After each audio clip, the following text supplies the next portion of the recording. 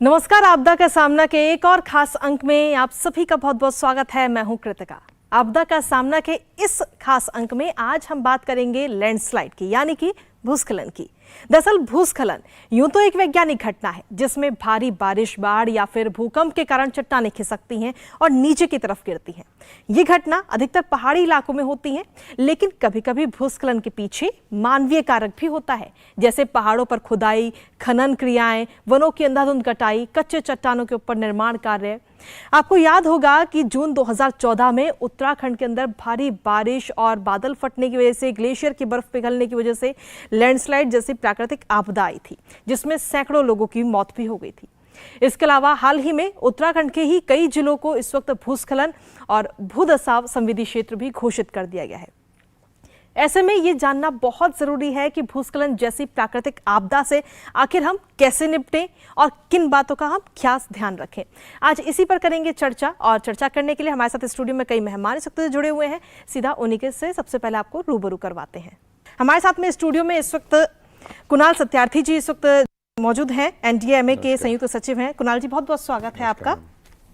साथ ही Swiss agency for development and corporation से डिप्टी हेड दिव्या कश्यप जी हमारे साथ इस वक्त स्टूडियो में मौजूद हैं। दिव्या जी, आपका भी बहुत बहुत स्वागत है खास अंक में। साथ ही national institute of disaster management के प्रोफेसर संतोष कुमार जी इस वक्त हमारे साथ स्टूडियो में मौजूद हैं। प्रोफेसर साहब, आपका भी बहुत बहुत स्वागत है।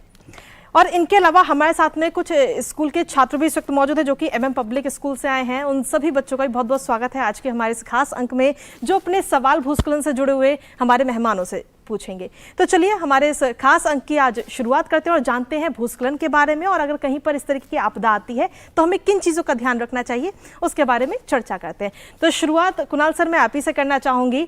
जिस तरीके से भूस्खलन की बात की जाए तो हमारे देश में ऐसे कौन कौन सी जगह है, कौन कौन से राज्य, कौन कौन से क्षेत्र हैं जहाँ पर भूस्खलन जैसी प्राकृतिक आपदा कभी भी आ सकती है और हमें उसके लिए हमेशा सचेत रहना चाहिए? बहुत बहुत धन्यवाद आपका। जो हमारे देश में 4 जोन बोलते हैं जो भूस्खलन के लिए बहुत ज़्यादा, लैंडस्लाइड के लिए बहुत ज़्यादा प्रोन है। सबसे बड़ा एक इलाका है नॉर्थ ईस्ट का, खास करके जो राज्य हैं नागालैंड, मिज़ोरम, त्रिपुरा, अरुणाचल प्रदेश, सिक्किम तक का इलाका, तो असम। एक तो इलाका हो गया नॉर्थ ईस्ट का इलाका जो ईस्टर्न हिमालयाज़ का इलाका है। दूसरा इलाका नॉर्थ की तरफ है, यानी जम्मू कश्मीर, हिमाचल प्रदेश और उत्तराखंड। इनको वेस्टर्न हिमालयाज़ का क्षेत्र बोलते हैं। यहाँ भी भूस्खलन बहुत होता है। पहाड़ी राज्य है, हिमालय नई पर्वत श्रृंखला है, उसमें डेवलपमेंट के काम हो रहे हैं, तो उसमें भूस्खलन होता है। तीसरा जो इलाका हमारे देश में है वो वेस्टर्न घाट्स का है जी, जैसे कि गोवा, महाराष्ट्र, केरला, जहाँ बारिश बहुत होती है, पहाड़ी इलाका है। और चौथा इलाका है ईस्टर्न घाट्स का, यानी तमिलनाडु और आंध्र प्रदेश का, जो सबसे कम भूस्खलन होता है। ऐसा नहीं है कि भूस्खलन सिर्फ इन्हीं 4 इलाकों में होता है, कहीं भी हो सकता है जहाँ बहुत बारिश हो और पहाड़ी इलाका हो जी। तो इन 4 इलाकों में जैसा आप समझेंगे कि जहाँ पे पहाड़ी इलाका होगा, ग्रेविटी के कारण भूस्खलन होता है। तो उन इलाकों में कई कारण हैं भूस्खलन होने के, नेचुरल है। ऐसा नहीं है कि पहाड़ों में भूस्खलन कोई अभी शुरू हुई है, बहुत सालों से होते रही है, बट अब उसमें इजाफा हो गया है। उसके कई कारण हैं, उन कारणों पर चर्चा करेंगे। बट 4 जो आपने सवाल पूछा उसमें ये 4 मेजर इलाके हैं जहाँ पे भूस्खलन का प्रॉब्लम। दिव्या जी, मेरा अगला सवाल आपसे है कि जिस तरीके से अगर हमारे देश में भूस्खलन की कोई भी प्राकृतिक आपदा अगर आती है तो क्या इसमें कोई ऐसा विदेश भी है जो हमें हेल्पफुल करेगा या हमारे जो भूस्खलन से निपटने के लिए भागीदारी अपनी निभाता हुआ नजर आ सकता है? आपका बहुत बहुत धन्यवाद कृतिका जी। मैं ये कहना चाहूँगी, ऐसी कई देश हैं, कई संस्थान हैं जो भारत की सरकार के साथ बहुत क्लोजली काम करते रहे हैं भूस्खलन के टॉपिक पर, जो लैंडस्लाइड्स का टॉपिक है। मैं आपको स्विट्ज़रलैंड के बारे में कुछ बता सकती हूँ। 2003 के वर्ष में पहली बारी भारत सरकार और स्विट्ज़रलैंड की सरकार में एक समझौता पर हस्ताक्षर हुए थे जी, जिसके अंतर्गत स्विट्ज़रलैंड के जो विशेषज्ञ हैं वे भारत में एनडीआरएफ फोर्सेस के प्रशिक्षण पे काम किया। एक ऑलमोस्ट 10 साल उस पे काम किया 2007 से। उसके बाद हम लोगों ने एनडीएमए और भारतीय विशेषज्ञों के साथ काम किया, जो ये GLOF, glacier lake outburst flood, एक ऐसा टॉपिक है जिसमें हम काफ़ी नज़दीकी से दोनों देशों के विशेषज्ञ काम कर रहे हैं। प्रोफेसर साहब, अगला सवाल मेरा आपसे है। जी जी। जिस तरीके से अगर कहीं पर भूस्खलन आता है तो ऐसे में जो वहाँ लोग रह रहे हैं उनको दोबारा से बसाने के लिए क्या कुछ पूरी प्रक्रिया होती है और किन चीज़ों का हमें ध्यान रखना होता है? क्योंकि वो लोग तो अपना घर, कई बार ऐसा भी होता है कि खो चुके होते हैं, तो उनको कैसे पुनर्स्थान कराया जाता है? ये बहुत महत्वपूर्ण प्रश्न आपने किया है, क्योंकि एक परिस्थिति बनती है जब भूस्खलन होता है जी, और भूस्खलन के पश्चात उनके पूरा पुनर्निर्माण का कार्य शुरू होता है और उनको पुनर्बसावट की बात होती है। तो ऐसे में पूरे वस्तु स्थिति का जायजा लिया जाता है कि कौन सी जगह ऐसी है जो लैंड का जो आइडेंटिफिकेशन होता है पुनर्वास के लिए जी, वो किस तरह से वो स्थिर लैंड है, क्योंकि फ्रेजाइल लैंड और स्थिर लैंड में भूस्खलन की परिभाषा बदल जाती है। लेकिन इस प्रक्रिया में एक और बहुत इंपॉर्टेंट है, जो 2-3 लैंडस्लाइड्स बहुत बड़े, जो वर्णावत का है किस्सा, और उसके बाद हमारी जो ऊखीमठ का बहुत बड़ा हुआ, और ख़ास करके अभी जोशीमठ का देखा, और साथ साथ केरला का भी और उधर महाराष्ट्र में भी, ये 3 जो लैंडस्लाइड, तीनों अलग अलग तरीके के लैंडस्लाइड्स हैं। उसमें पहाड़ों पे पुनर्वासन है, और उसमें केरला में देखा कि पैच खुलता है ऊपर से पहाड़ों का और नीचे बसावट होती है। तो पैच को कैसे फिलअप करेंगे और कैसे नीचे वाले लोगों को बसावट पे ले जाएंगे। तो मेरा ये मानना है कि हर भौगोलिक परिस्थिति में इसके नियम और इसके शिथिलता लाने की ज़रूरत है और उसके हिसाब से व्यवस्था बनाने की ज़रूरत है। जो हिमालय के क्षेत्र में है वो एवलांच के क्षेत्र में नहीं होगा लागू, और जो एवलांच के क्षेत्र में वो दक्कन प्लेट्स में वो लागू नहीं होता है।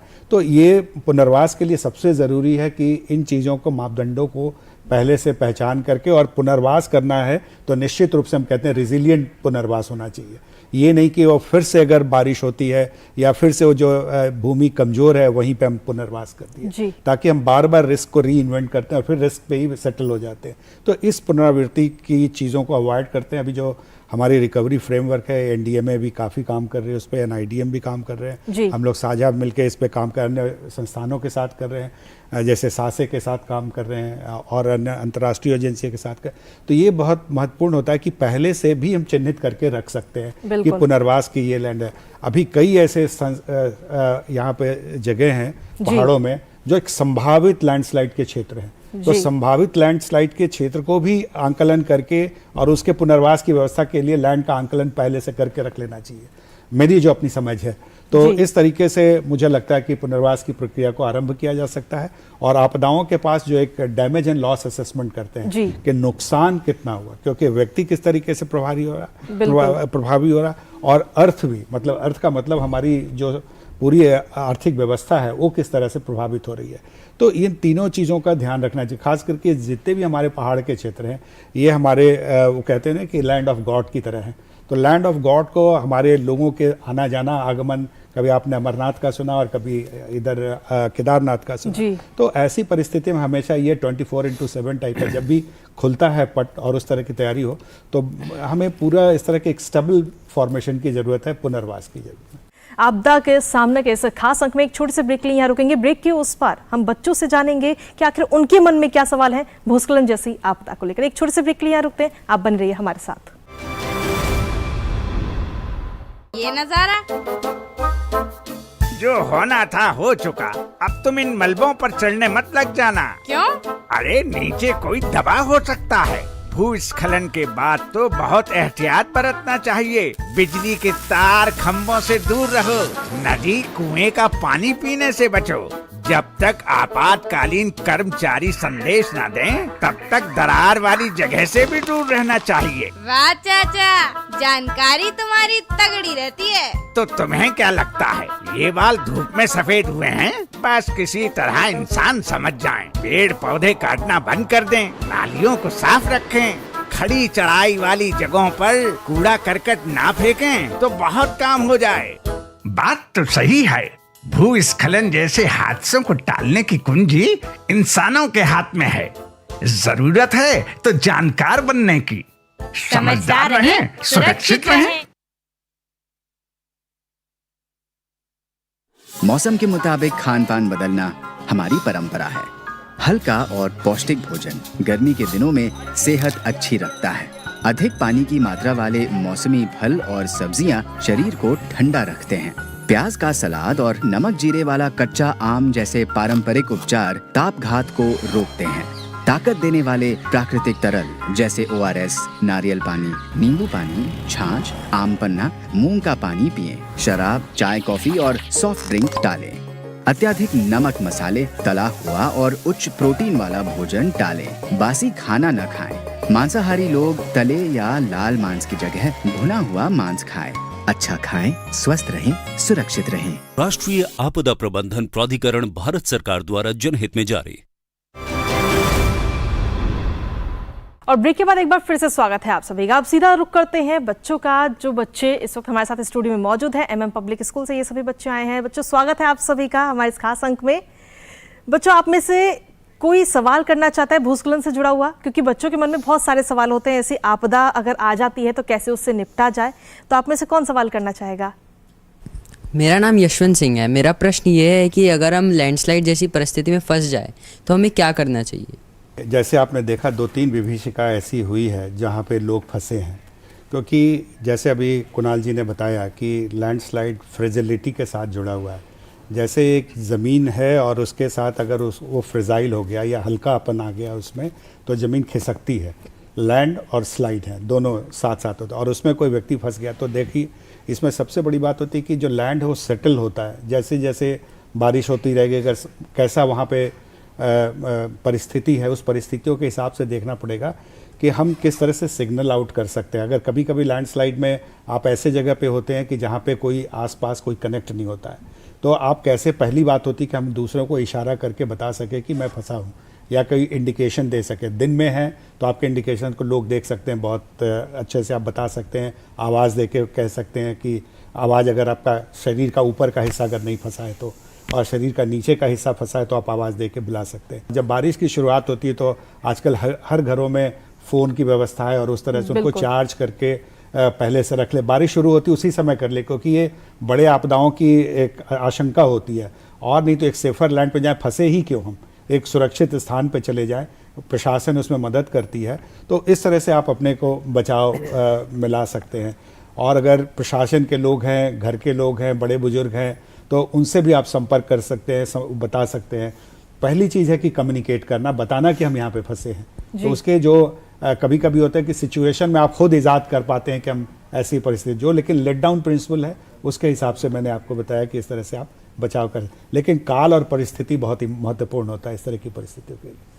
मेरा प्रश्न है, लैंडस्लाइड्स होते क्या हैं? अच्छा है प्रियल जन आपका सवाल। लैंडस्लाइड्स बेसिकली जो पहाड़ इलाके हैं ना, वहाँ पर ज़मीन और पत्थर और चट्टानों का जमावड़ा होता है। हिमालयस नई पहाड़ हैं, अरावलीज पुराने पहाड़ हैं दिल्ली में। तो इन पहाड़ी इलाकों में मिट्टी वैसे तो स्थिर होती है, पहाड़ वैसे स्थिर होते हैं, रॉक्स भी वैसे स्थिर होते हैं। बट जब कभी अर्थक्वेक आए या कोई डेवलपमेंट की एक्टिविटी करें या बारिश बहुत हो जाए, तो ये मिट्टी और बोल्डर्स और रॉक्स और पहाड़ी इलाके में ये सब नीचे आते हैं। मैंने पहले बताया था कि ये सारा मामला ग्रेविटी का है, जो चीज़ ऊपर है उसको नीचे आना पड़ता है। अगर वो स्टेबल रहेगा पहाड़ी इलाके तो ठीक रहेंगे। जब ये 4-5 कारण होते हैं तो इनके कारण वो मिट्टी नीचे आती है, उसी को लैंडस्लाइड बोलते हैं। शुक्रिया कुणाल सर। और कोई सवाल आप में से? जी, मेरा नाम दिशा है। मेरा सवाल यह है कि लैंडस्लाइड्स के दौरान कौन सबसे ज़्यादा रिस्क पर होता है, इंसान, इंफ्रास्ट्रक्चर या फिर नेचुरल रिसोर्सेस?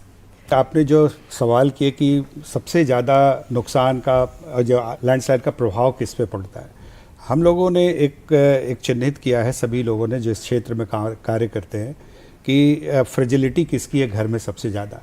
कौन, अगर बच्चा बहुत छोटा है, 5 साल से भी छोटा है, नीचे 4 साल से भी छोटा है, कोई नवजात शिशु भी होते हैं, तो जो कुछ नहीं कर पाता है, कोई बोल नहीं पाते हैं, तो सबसे पहले फ्रेजिलिटी के अगर इंडिकेटर्स बनाए तो उनको लगता है कि ये सबसे ज़्यादा प्रभावित हो सकते हैं। दूसरी जो हमारी प्रभाव के बुजुर्ग हमारे घर में कौन कौन से हैं, तो बुजुर्ग लोग सबसे ज़्यादा प्रभावित हो सकते हैं। और ख़ास करके वो बुजुर्ग जो थोड़ा सा बीमार हैं या चल नहीं सकते, फिजिकली वीक हैं। बच्चों को, बुजुर्ग को, या जो बीमार हैं वो हैं, या कोई फिजिकली डिसेबल्ड हैं। तो ये 4-5 कैटेगरीज हैं, उनको हमें ध्यान रखना चाहिए और उनके लिए स्पेशल प्रोविज़न हमें घर में जब तैयारी करते हैं तो तैयारी करना चाहिए, उनको खास करके देखते हुए। तो ऐसी परिस्थिति में इस तरह की बातें होती हैं। छोटे से ब्रेक लिए और यहाँ रुक रहे हैं। ब्रेक के बाद वापस रुक करेंगे इसी चर्चा का, और क्या कुछ महत्वपूर्ण सवाल है उनका भी जवाब जानने की कोशिश करेंगे। एक छोटे से ब्रेक, आप देखते रहिए आपदा का सामना।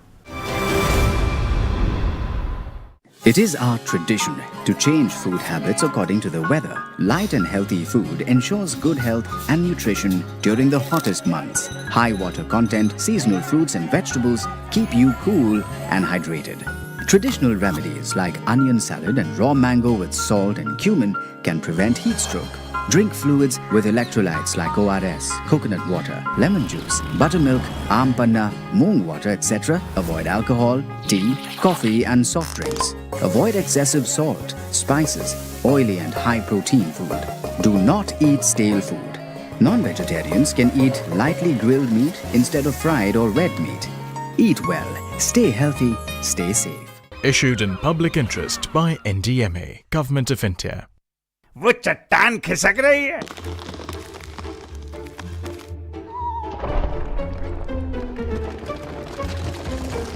बेटा यहाँ से भी जल्दी खिसक लो और ध्यान रखना, मुझसे अलग होकर दूर मत जाना, क्योंकि भूस्खलन के दौरान एक साथ रहना चाहिए और घबराना बिल्कुल नहीं। आवाज सुन रहे हो चाचा? ऐसे में कौन नहीं घबराएगा? अरे यार, ऐसी आवाज में घबराना नहीं है, चौकन्ने हो जाना है। कहीं कोई पेड़ या चट्टान गिरी होगी। ढलान वाली जगह या नीचे की ओर जाने से परहेज करना, क्योंकि मलबे का गुबार नीचे की ओर ही जाएगा। देखा आपने, भूस्खलन को लेकर जब हम पक्की जानकारी रख सकते हैं तो आप क्यों नहीं? याद रखें, जब तैयारी अच्छी होगी तभी सुरक्षा पक्की होगी।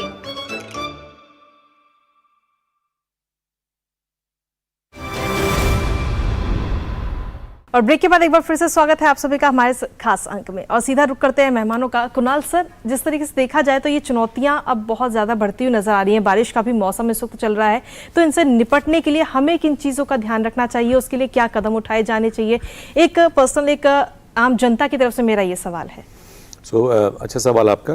जैसे संतोष जी बता रहे थे, इसी कड़ी में आगे बात करते हुए, जो पहाड़ी इलाके हैं जहाँ बारिश होती है, जुलाई अगस्त का महीना आएगा, मानसून पहुँचेगी वहाँ तक, और फिर बारिश बहुत होगी, फिर ऐसी घटनाएं होंगी और इसके बारे में बात होगी। तो सबसे बड़ा जो बाकी आपदाओं से फ़र्क है लैंडस्लाइड में, जैसे साइक्लोन में हमें पता है 4 दिन से या 5 दिन से, तो एक तो है कि लैंडस्लाइड में बड़ा पक्का वल्नरेबिलिटी असेसमेंट अभी पहाड़ों में नहीं हुआ है, तो हमें नहीं पता है।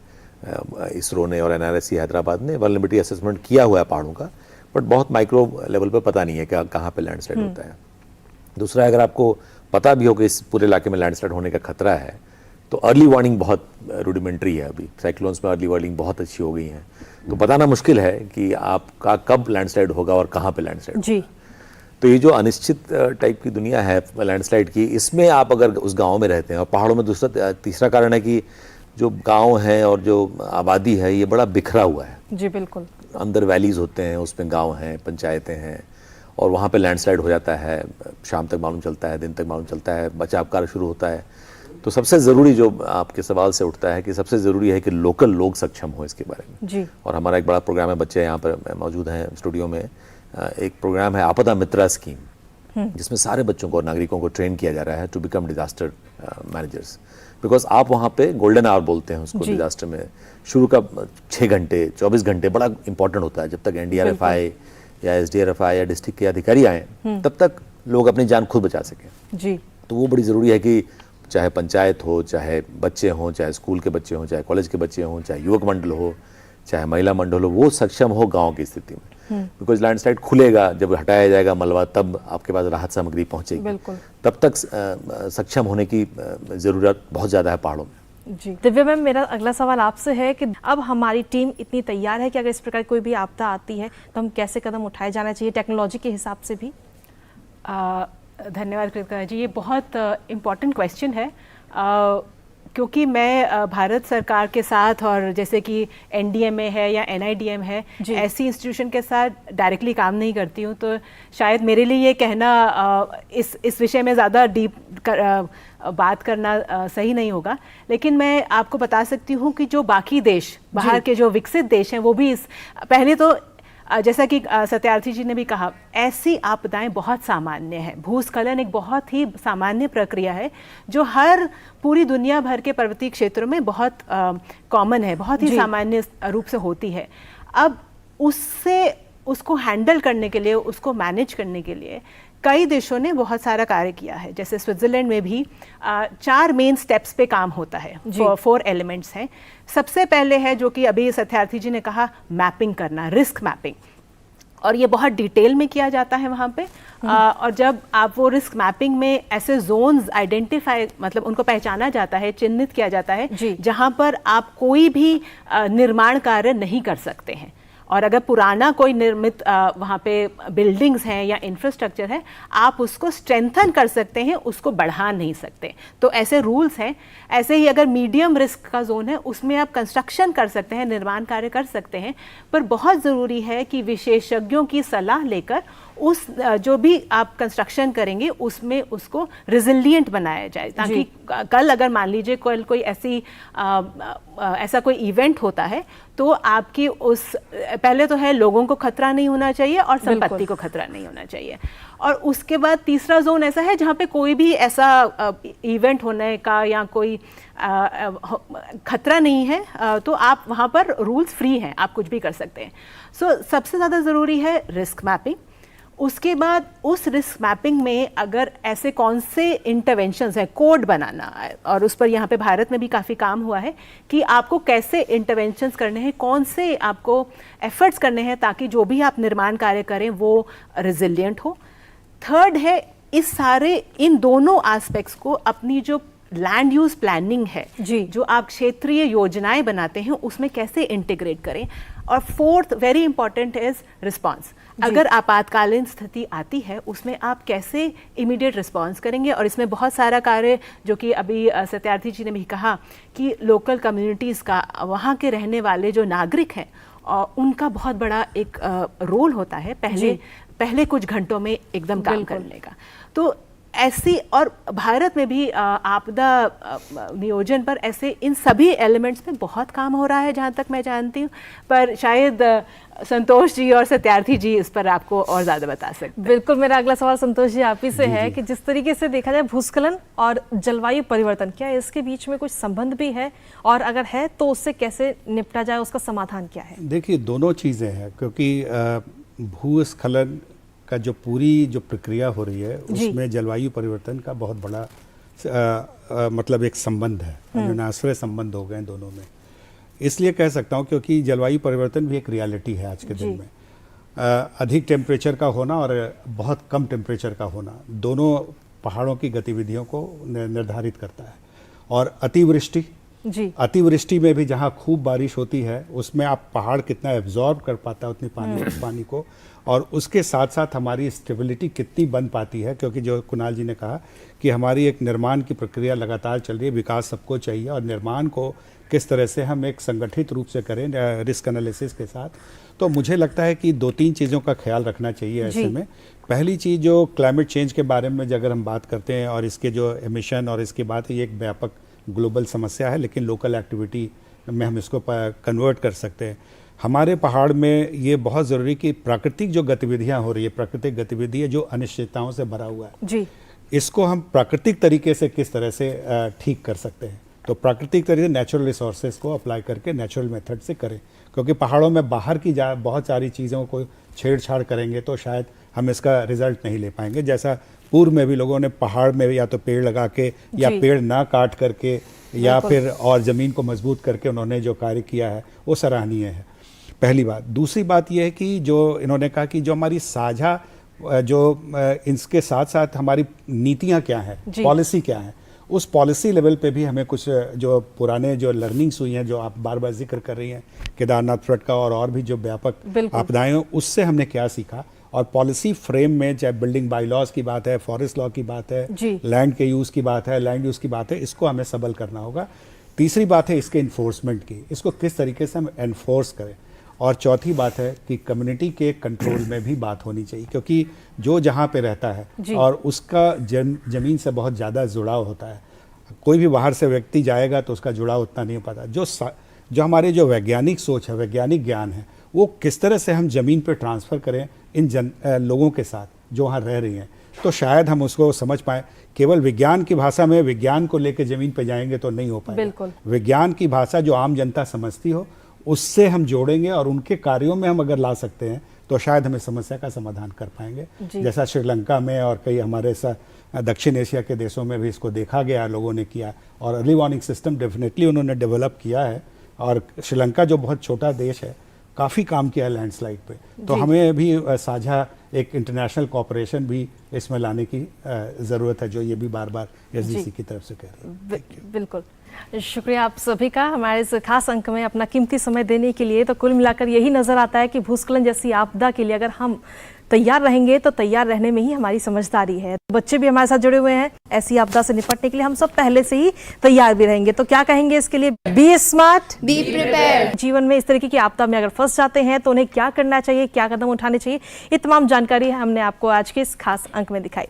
मुझे और मेरी टीम को दीजिए इजाजत, अगली बार फिर हाजिर होंगे आपदा के सामना के एक और अंक को लेकर। तब तक के लिए नमस्कार।